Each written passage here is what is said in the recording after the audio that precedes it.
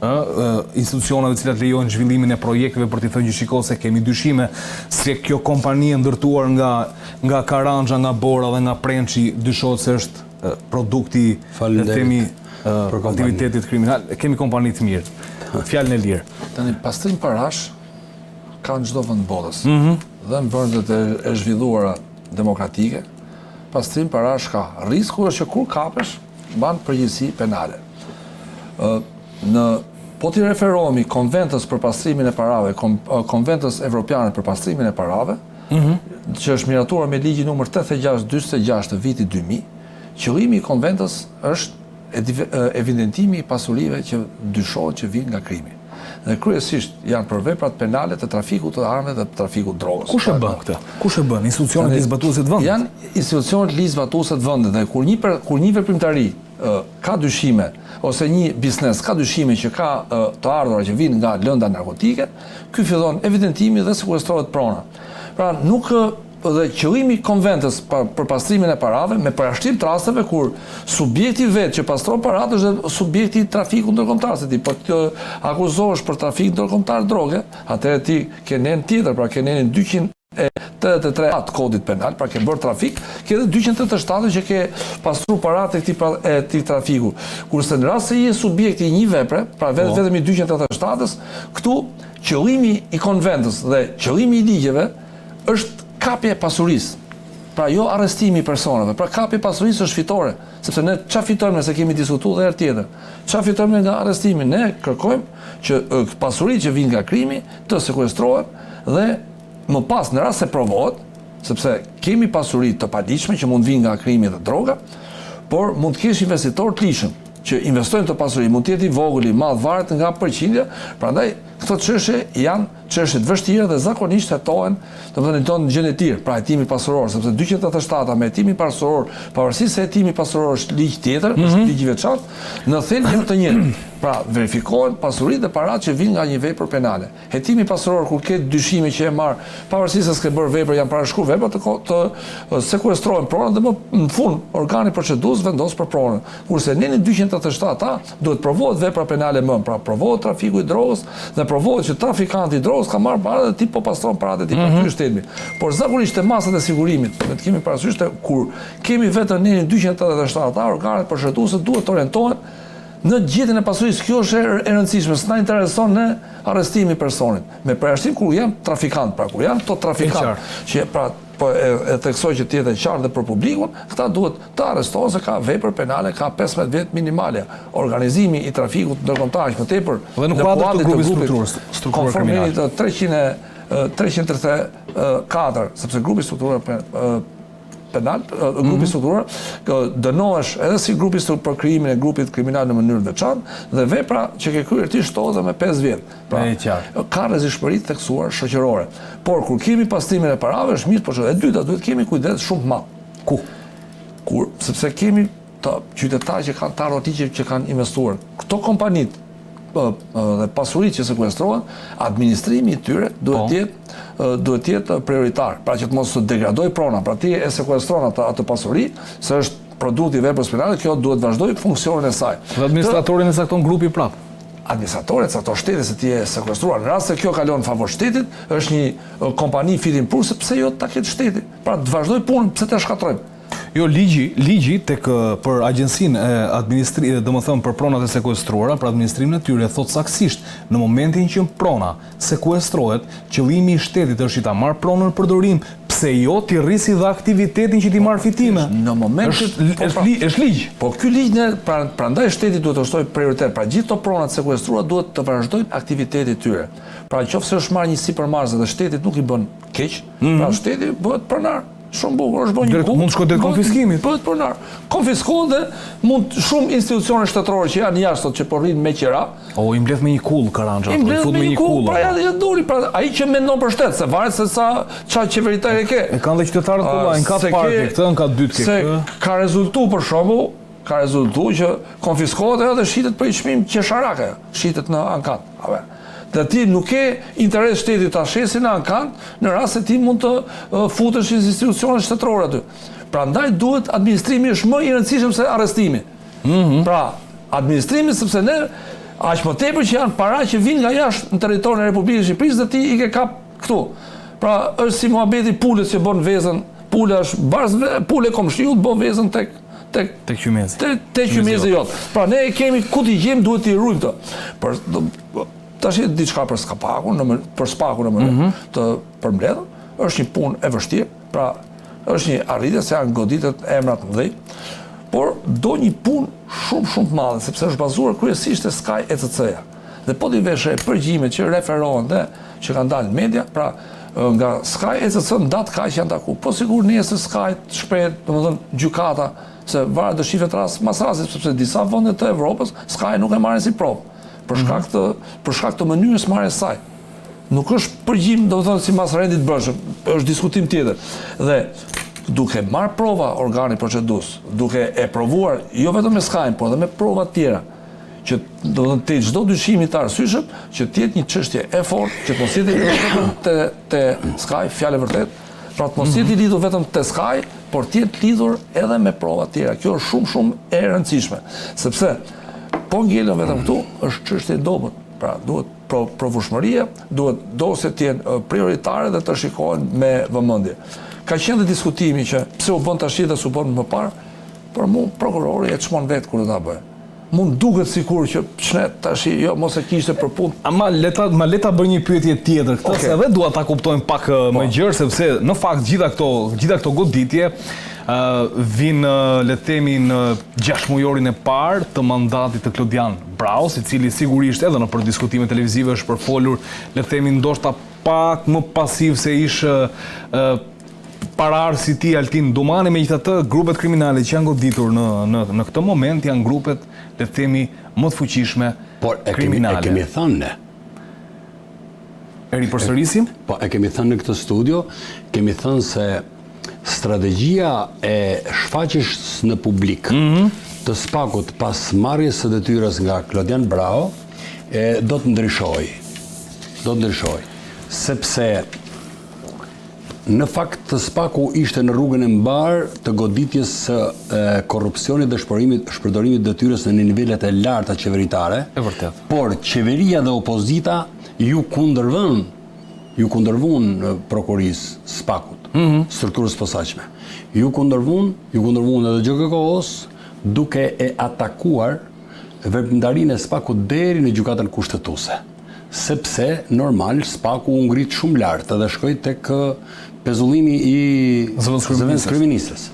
Dhe tashmë ne e kemi debatuar këtu që unë thash kam një mendim që Spaku tashmë do të hetoj më gjatë paraprakisht dhe kur ta plasi bam do kemi ndoshta prova më të pakontestueshme edhe në raport me implikimin në veprimtarinë kriminale, por edhe në raport me provat në fushën e pasrimit produkteve penale atë ndiq paran. E qartë. Tani. Po. Ju keni shnime, por sigurisht edhe unë kam kisha disa pyetje për të kuptuar. Ka problem. Për të kuptuar.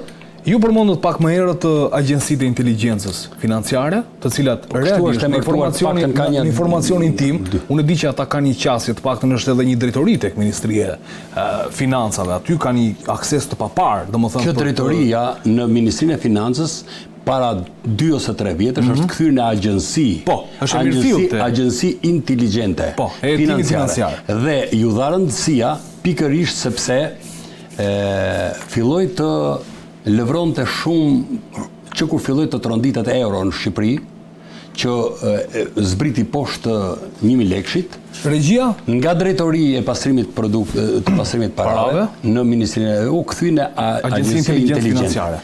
Dhe i është dhënë edhe teknologji moderne, është mbështetur dhe financiarisht. Po janë trajnuar dhe burimet njerëzore, por nuk ka funksionuar dhe fakti që në mënyrë të përsëritur 3 vitet e fundit.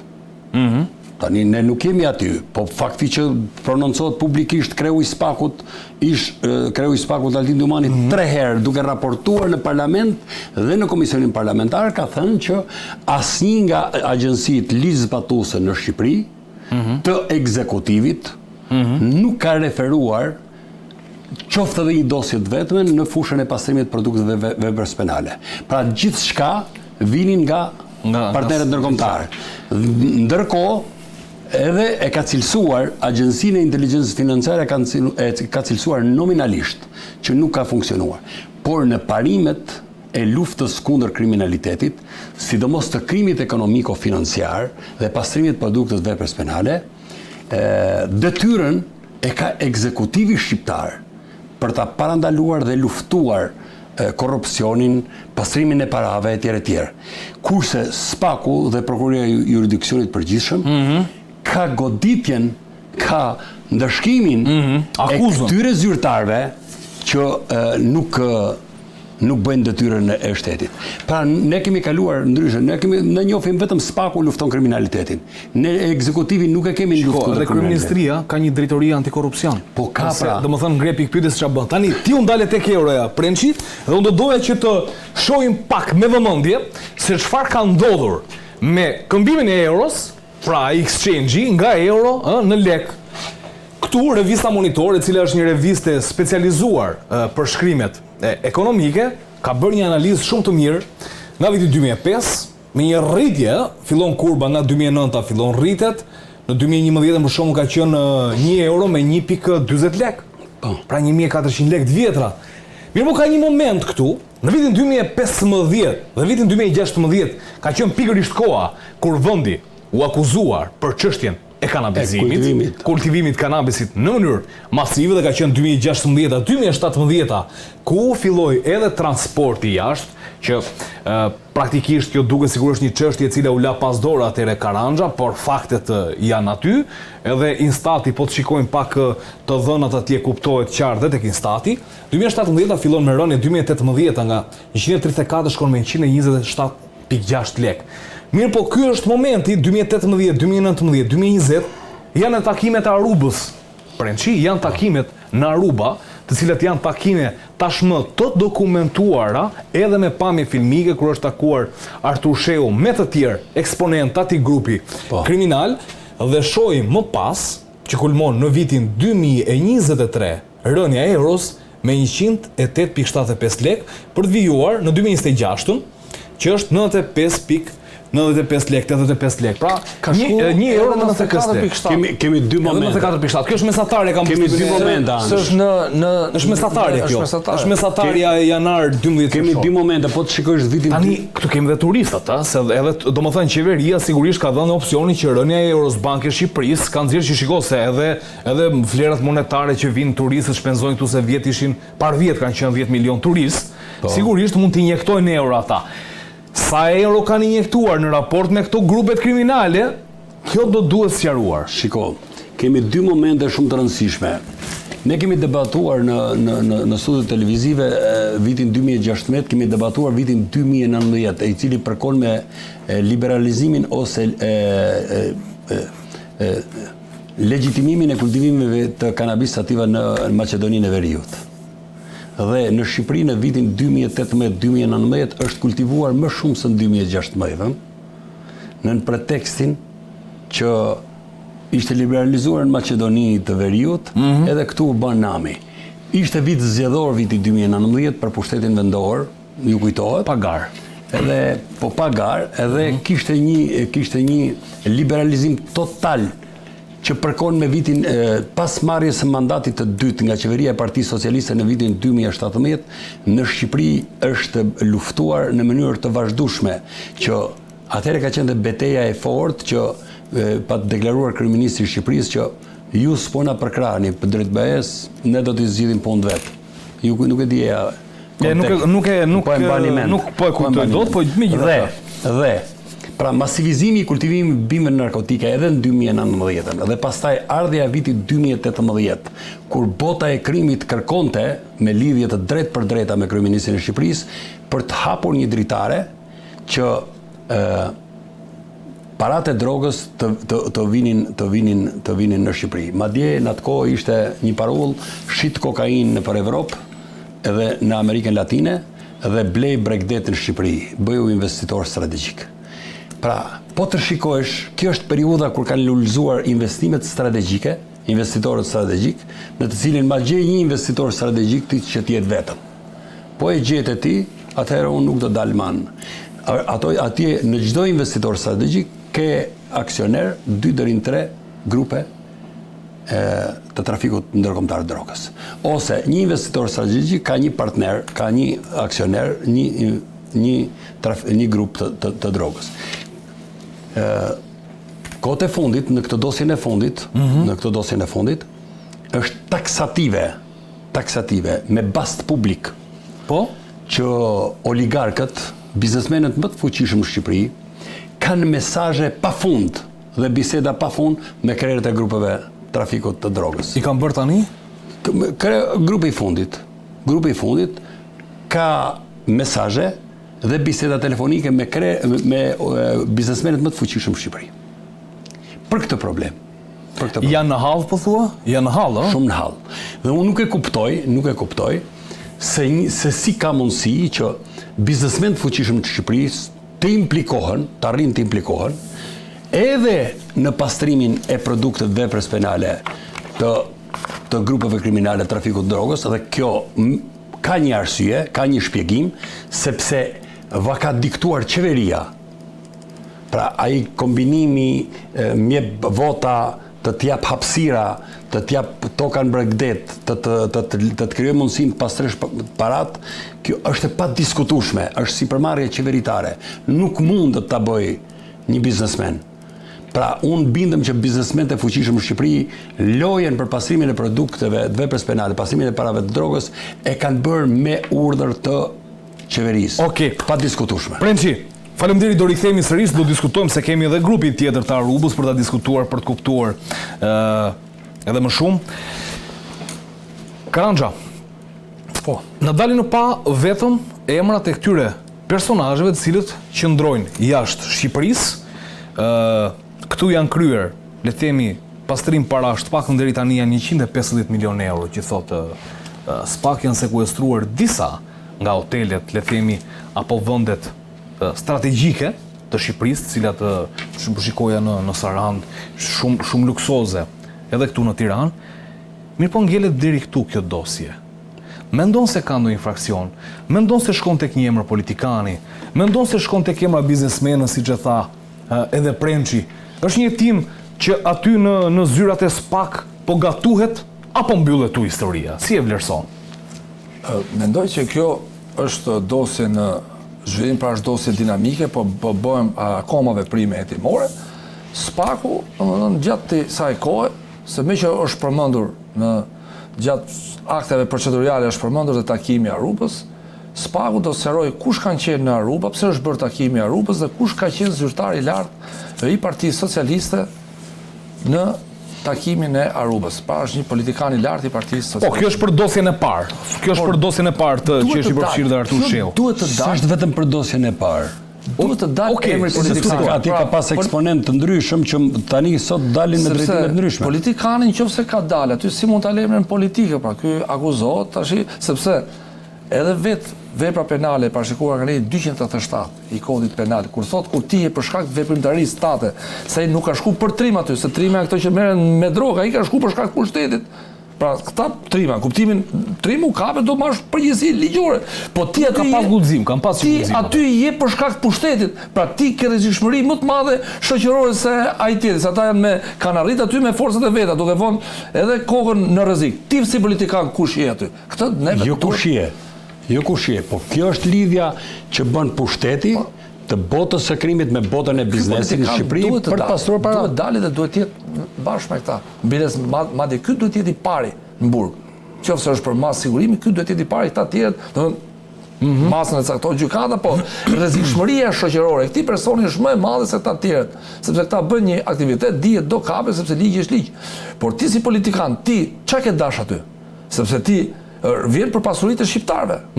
Ne shohim shumë pasuri të shqiptarëve, se problemi kush është? Se mirë po e marrin për një moment mi që po bëjmë një po e shohim pozitivisht, po vjen para dhe investohen në Shqipëri. Po çfarë fiton populli shqiptar? Asnjë. Sepse edhe toka është e vjedhur. Pra këtu gjithçka këtu vidhet toka, pra ti si rregull edhe ndërkombëtarët gjeneron kriminalitet, fut në konflikt ish pronarët me pronarët. E kthyer në mënyrë Ti ka fut konflikt me Shtetet e Bashkuara të Amerikës, që kur thotë që trafiku ndërkombëtar i drogës është akt terrorist, sepse ata e ndjekin. Për një vit e kanë postuar 37 herë postrimin e parave, ata aq të rëndësishme kanë. Ti me partnerët tanë na fut në siklet. Mirë të paktën hajde po e marrin me qen, ti po investon. Çfarë po investon ti po fut njerëzit në konflikt?